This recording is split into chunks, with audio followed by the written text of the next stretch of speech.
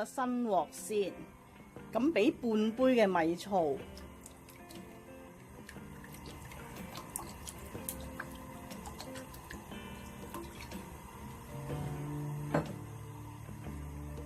一樽蓋嘅洗潔精，煮熱咗之後咧，就靜置佢幾分鐘，然後反覆洗返乾淨。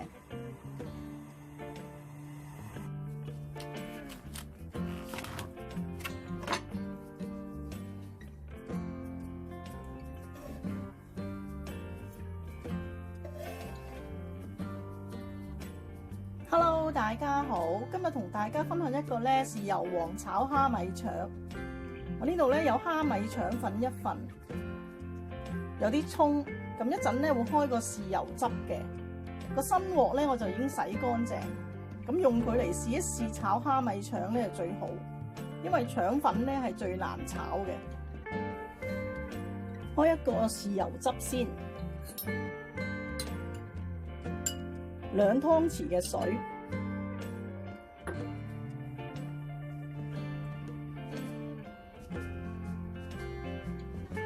，1個湯匙嘅生抽。如果腸粉多咧，生抽嘅份量略為增加。1個茶匙嘅老抽，1個茶匙嘅糖。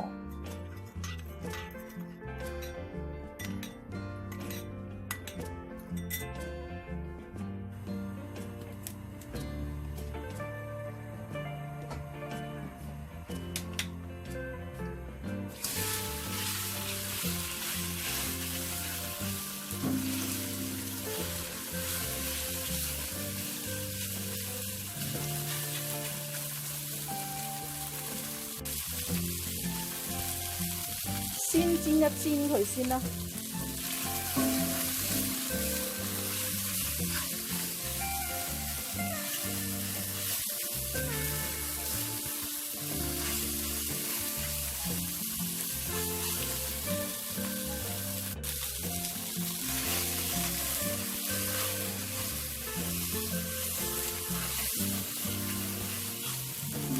呢個鑊咧都幾好用。佢係真係一啲都唔黐嘅，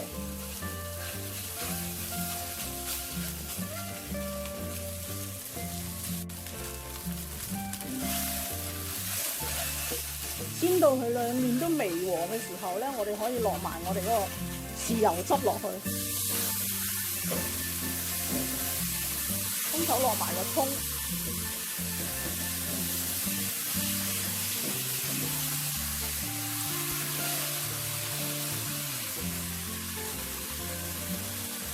咁就可以上碟㗎喇。